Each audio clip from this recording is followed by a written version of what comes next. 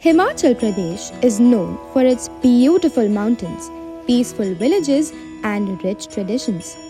In the district of Mandi, people have followed many unique customs for hundreds of years. And one such tradition is called Khel. Khel is a trance state where it is believed that local Devi or Devta enters their Gur, Chela, or oracle.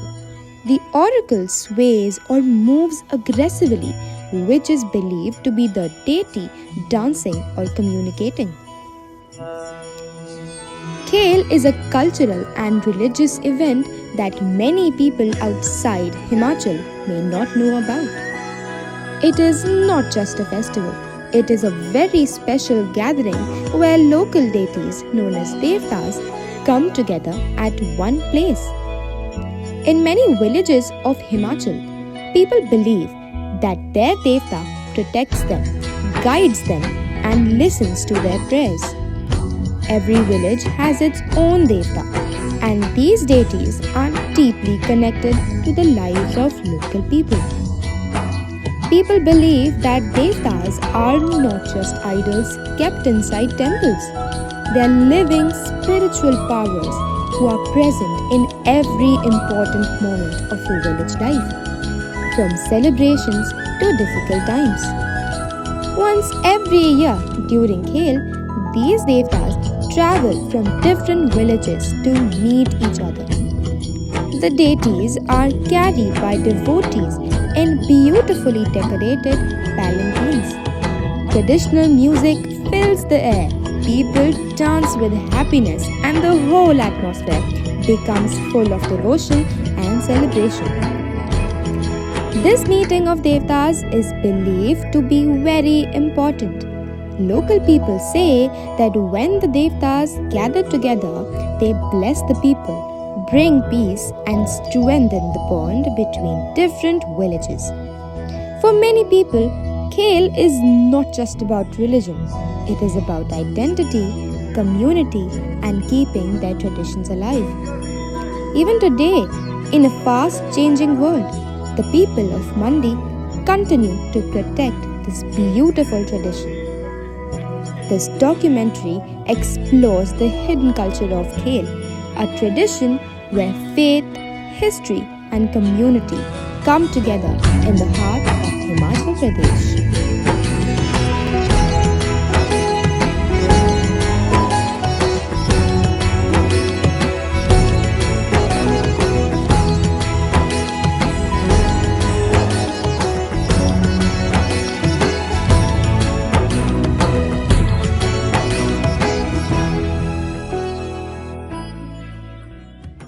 नमस्कार, मैं नवीन शर्मा जोगिंद्रनगर का निवासी हूँ और इस सनातन धर्म का मुख्य पुजारी हूँ। और जो आप पूछ रहे हैं कि देवता क्या होते हैं या क्या देवता की क्या पहचान है और क्या मतलब करते हैं और इनकी शक्ति का क्या प्रभाव है। ये जो देवता होते थे पहले हमारी तरह एक मनुष्य तौर पर ही होते थे, लेकिन उन्होंने तप किया बहुत ज़्यादा, तपस्या की, भगवान की साधना की और साधना के बल पर इन्होंने अपने इस देव शक्ति को देवोदय को प्राप्त किया। अब जब इन देवोदय को प्राप्त करने के बाद आम लोगों के इन्होंने पूजा और आम लोगों ने पूजन करने के बाद आम लोगों की इन्होंने सारी मनोकामना पूर्ण की। और जब भी कभी हमारे इस देश एवं इस राज्य या डिस्ट्रिक्ट पर कोई भी आपदा आती है तो ये जो हमारे देवता है एकदम से अपना आशीर्वाद प्रदान करते हैं और सभी आपदा को दूर करते हैं और सभी आपदा को दूर करते हैं। तब यहाँ और सभी लोग जितने भी लोग यहाँ मेले में आए हुए हैं, खासकर यहाँ खाने पीने की वस्तुओं को लेकर नहीं आए हुए हैं, अब मेन ही इन देवताओं का अभिनंदन करने के लिए आए हुए हैं, ताकि हर साल इनके दूर दराज से इलाकों में इनके निवास स्थान है, इनके मंदिर हैं, वहाँ जाना आम बंदे का जो आम मनुष्य का जाना असंभव है। लेकिन इस मेले के दौरान जब इकट्ठा होता है तो आम से गरीब जनता भी इनका दर्शन कर पाती है और अपना जो है भविष्य को सुधारती है और अपने भविष्य को बनाने के लिए आशीर्वाद लेती है।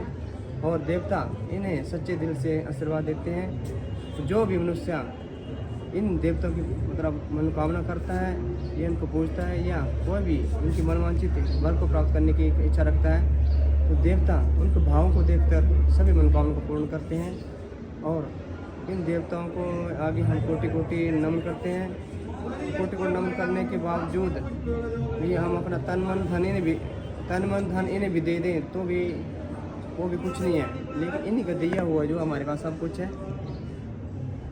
हिमाचल को देवभूमि क्यों बोलते हैं, मतलब इसलिए बोलते हैं ताकि ये जितने भी देवता इनके नाम से प्रसिद्ध है देवभूमि। और देवों की भूमि का मतलब यह देवों का वास है हमेशा ही। और देवभूमि के अनंत देवियाँ भी यहाँ हैं। जितने भी मुख्य देवियाँ हैं, देव हैं, जैसे बगलामुखी, चिंतपूर्णी, ज्वाली जी, जैसे चामुंडा इत्यादि। और उनके दूसरे स्थान पर जैसे हमारे देव हैं यहाँ पर मंडी डिस्ट्रिक्ट के खासकर मंडी में, मंडी डिस्ट्रिक्ट के मतलब कांगड़ा में हुई देवियाँ। और मंडी में जो है सिर्फ देवों का राज है। जो देव है पसाकोट हुए, नारायण, अनंतकाल कोटि के जितने भी विराजमान मेला में हो देवा, इन देवों के कारण ही हमारे इस हिमाचल में जितने भी आते हैं, मतलब कई बार तूफान आ जाते हैं तो इनके रुष्ट होने से आते हैं। और जब खुश होते हैं तो हमारे इस हिमाचल में साने बर्फ़ इत्यादि फसलें इधर आती है। जब कोई सुख की आपदा होती है तो हम लोग पुकार करते हैं, घर से बैठ कर इनकी अमानत करते हैं तो ये बारिश लाते हैं अच्छे समय में और फसलों को दिन दुगनी ज्यादा तरक्की करते हैं। यह नौकरी पेशा इत्यादि बाल है यहाँ के जितने भी लोग, नौजवान लोग, पीढ़ी के योग हैं, उनको उनके घरों को तारने के भी वरदान देते हैं। और जब जिन भी बंदों ने लोगों ने इन देवों की पूजा आराधना की हुई आज तक, वो सारे ऊंचे ओहदे में पहुँचे हैं। नृत्य करते हैं देवता, तो नृत्य करने का सबसे बड़ा लक्षण ये होता है कि जब ये झूमते हैं तो इनके खुशी के कारण झूमते हैं। अगर खुश होते हैं जनता को देखकर, भक्तों को देखकर, भक्तों के मनोभाव को देखकर ही झूम उठते हैं। इसका ये पहला लक्षण है कि देवता जब झूमते हैं तो इसका ये अर्थ ये होता है कि जितने भी जनता यहाँ इनके लिए दर्शन के लिए आई हुई है वो सब इसे प्रसन्न है। ये इनके झूमने का मुख्य कारण होता है।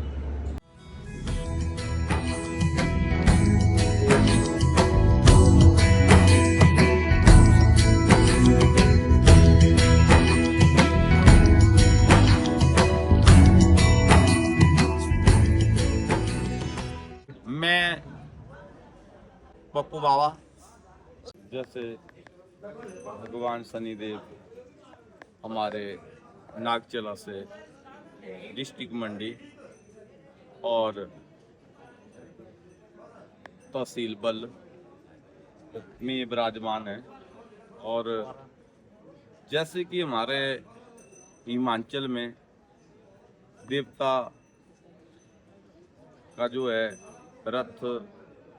रथ में निर्माण किए जाते देवताओं को, जैसे कि हमारे आए हुए सर्व देवता जोगिंद्रनगर मेला में, जैसे हमारी जो अपनी देव संस्कृति के जो है, जो हमारी देव कमेटी जोगिंद्रनगर, जैसे कि हमारे हर देवता अपने अपने स्थान में जैसे सब बैठते हैं। जैसे कि हमारे शनिदेव भी काफ़ी समय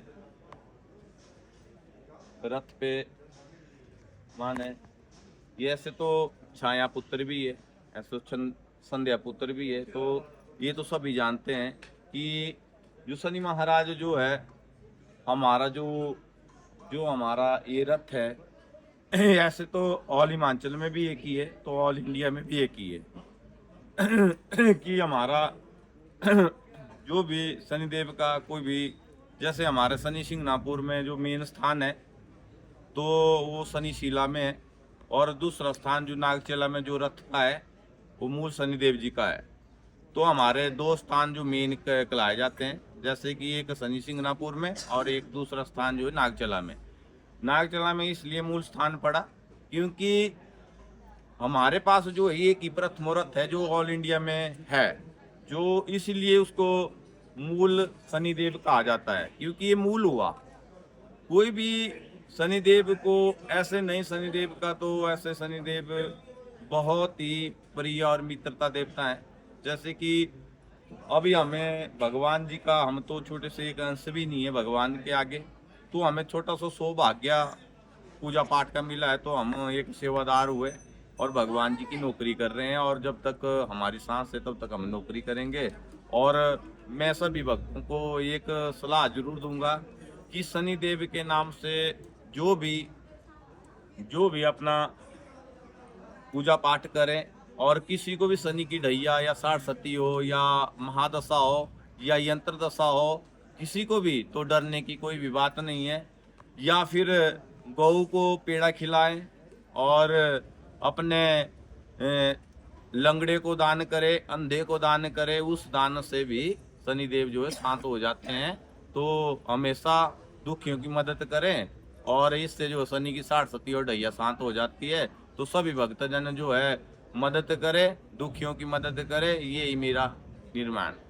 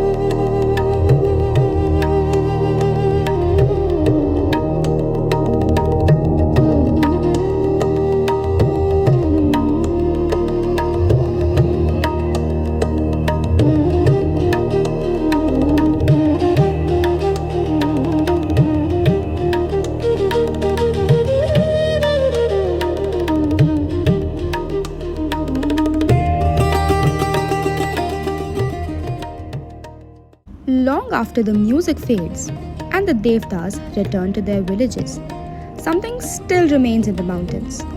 A feeling that cannot be seen but is deeply felt. Khel is more than a celebration preserved by the people of Mandi. It is a reminder that traditions are not carried forward by books or monuments. They survive through people who continue to believe in them. In today's world, where everything is becoming temporary, festivals like Khel quietly protect something permanent: memory, belonging, and the connection between generations. Perhaps the true power of this gathering is not only spiritual, but human. Because when entire communities work together, celebrate together, and share the same faith and history, they create something rare. A sense of unity that modern life often struggles to offer. And maybe that is why Khel continues to matter, not just as a ritual of the past, but as a living reminder that culture survives only when people choose not to forget.